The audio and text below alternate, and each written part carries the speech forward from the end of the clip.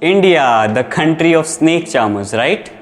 Allow me 10 minutes of yours and I'll make you realize what is India and who are Indians. So without further ado, let me introduce myself. I am Gaurav Paliwal and I am a proud Indian. Do you want me to rewind?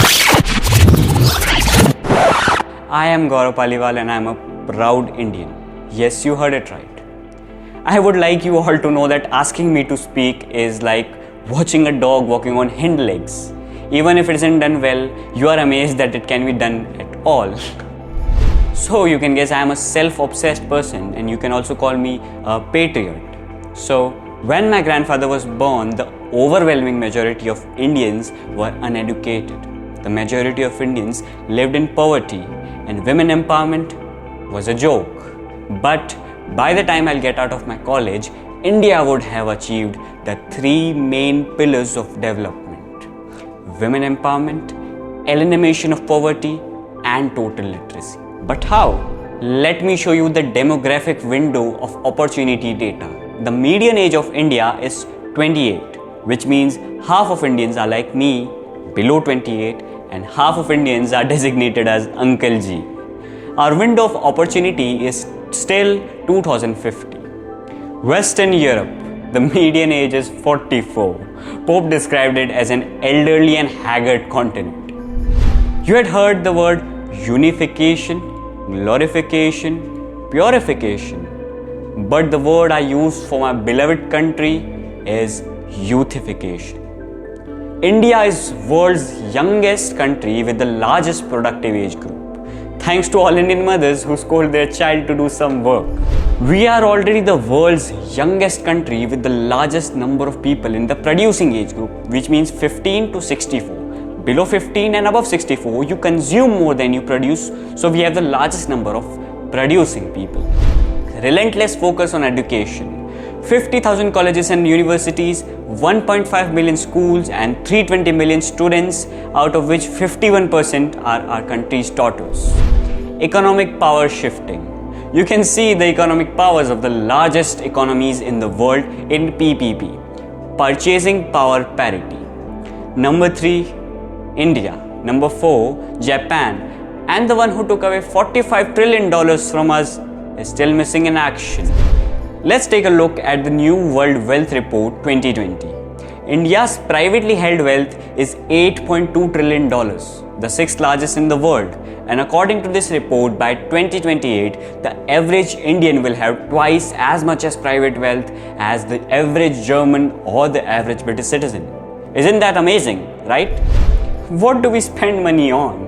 Eating better, looking better, studying better, and communicating better, right? When I say looking better, Indian household sits on the world's biggest private stock of gold at 25,000 tons, and Indian women holds over 11% of the actual amount of gold in the world.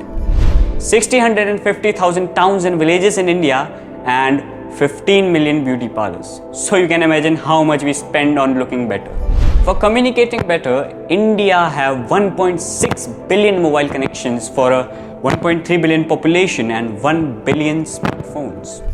2015 International Yoga Resolution introduced by India, co-sponsored by 177 out of 193 members of the UN, the largest in the history of UN. Let's take a look at military. So the military is rebalancing today. Look at the most powerful militaries 2020. India is on 4th and Europe still missing. 2004 tsunami, 2005 Kashmir earthquake, 2011 Sikkim earthquake, 2013 Kedarnath flash floods, 2019 Kerala floods, 2019 Cyclone Vayu Odisha, 2019 Cyclone Bulbul West Bengal. Still we are fighting one of the deadliest virus in human history ourselves, and that's Atmanirbhar Bharat. We don't take even $1 from anyone. We did it ourselves. In fact, we helped other countries in this. There was a time of war in the year 1965 and 1966. The rains didn't come. All the Indians started fasting on Mondays due to food shortages. But now, my beloved nation is the second largest producers of food grain in whole world. For too long have others written India's destiny. A country that forgets its past has no future. We remembered our past. We made mistakes, but we struggled to achieve what we are today. Europeans are at the bottom of the list when it comes to optimism among youth. Number 1, it's my beloved country. Be the change you want to see.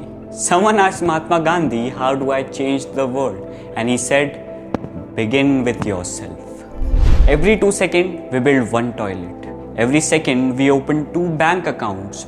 Every 15 minutes, we build 1 kilometer of highway, and we are lifting 1 Indian out of extreme poverty in 1 second. Swami Vivekananda said, future of India must be greater than ancient India.